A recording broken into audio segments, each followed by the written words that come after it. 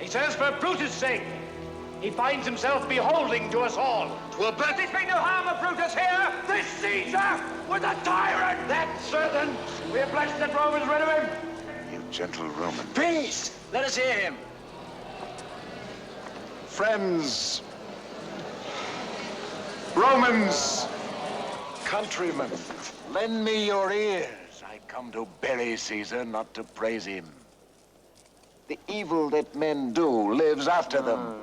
The good is often interred with their bones. So let it be with Caesar.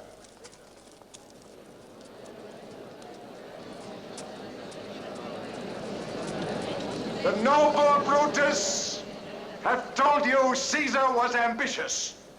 If it was so, it was a grievous fault. And grievously hath Caesar answered it. Here, under leave of Brutus and the rest, for Brutus is an honorable man. Aye. So are they all honorable men.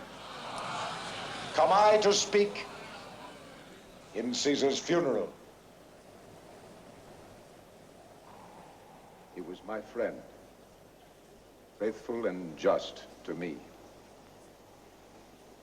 But Brutus says he was ambitious. And Brutus is an honorable man. He hath brought many captives home to Rome, whose ransoms did the general coffers fill. Did this in Caesar seem ambitious, when that the poor have cried, Caesar hath wept? Ambition should be made of sterner stuff. Yet Brutus says he was ambitious, and Brutus is an honorable man. You all did see that on the Lupercal I thrice presented him a kingly crown which he did thrice refuse. Was this ambition? Yet Brutus says he was ambitious, and sure, he is an honorable man. I speak not to disprove what Brutus spoke, but here I am to speak what I do know. You all did love him once, not without cause. What cause withholds you then to mourn for him? Judgment, thou art fled to brutish beasts, and men have lost their reason.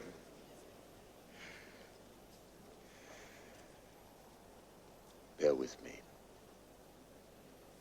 My heart is there with Caesar, and I must pause till it come back to me.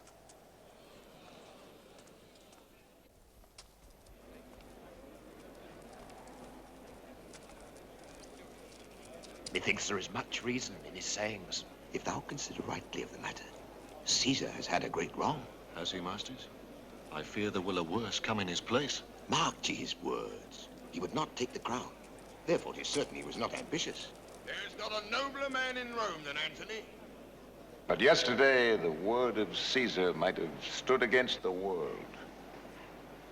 Now lies he there, and none so poor to do him reverence.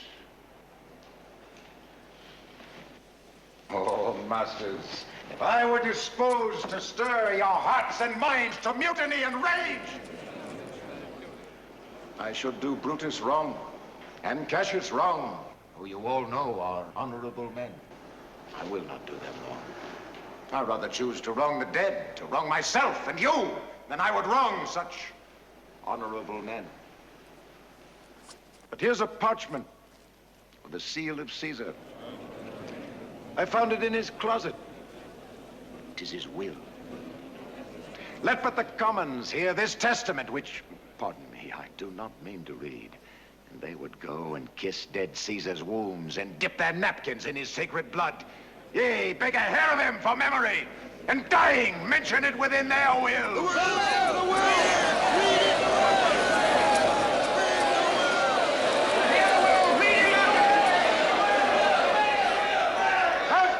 Gentle friends, I must not read it.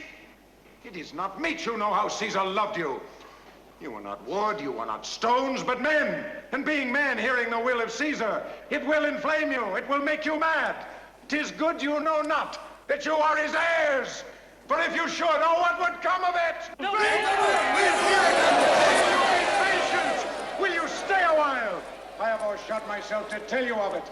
I fear I wrong the honorable men whose daggers have stabbed Caesar I do fear it! They were traitors on the...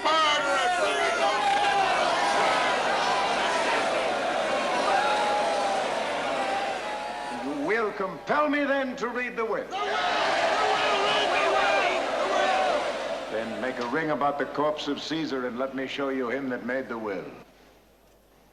Shall I descend, and will you give me leave? Come down!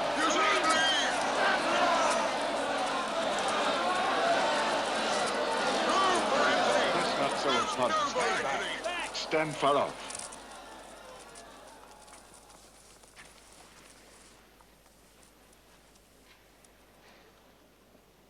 You all do know this mantle. I remember the first time ever Caesar put it on. It was on a summer's evening in his tent. That day he overcame the nervii. Look, in this place ran Cassius' dagger through. Oh, see what a rent the envious Casca made. Through here the well-beloved Brutus stabbed.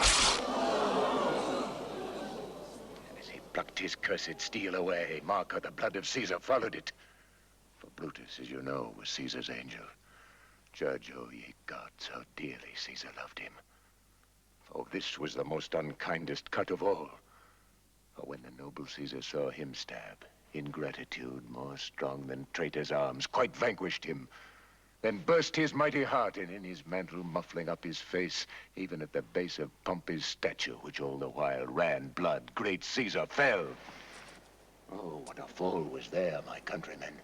Then I and you and all of us fell down, whilst bloody treason flourished over us. Kind soul, what?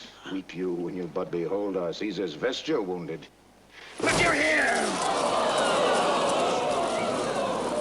Here is himself, marred as you see with traitors. Oh, piteous spectacle. Oh, noble Caesar! Traitor! Nay, countrymen!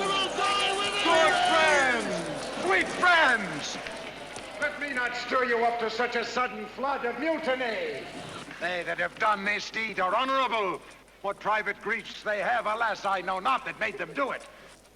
They are wise and honorable and will no doubt with reasons answer you. I come not, friends, to steal away your hearts. I am no orator, as Brutus is, but as you know me all, a plain, blunt man that loved my friend, and that they know full well that gave me public leave to speak of him. For I have neither wit, nor words, nor power of speech to stir men's blood. I only speak right on. I tell you that which you yourselves do know. Show you sweet Caesar's wounds, poor, dumb mouths, and bid them speak for me. But were I Brutus, and Brutus Antony, were an Antony would ruffle up your spirits and put a tongue in every wound of Caesar's that should move the stones of Rome to rise and mutiny! Yet hear me, countrymen! Yet hear me speak! Why, friends, you go to do you know not what. Wherein hath Caesar thus deserved your love? Alas, you know not. I must tell you then. You have forgot the will I told you of. Here is the will. And under Caesar's seal, to every Roman citizen he gives, to every several man, 75 drachmas. Moreover, he hath left you all his walks, his private arbors and new planted orchards on this side Tiber. He hath left them you and to your heirs forever, common pleasures to walk abroad and recreate yourselves. Here was a Caesar, when comes such another?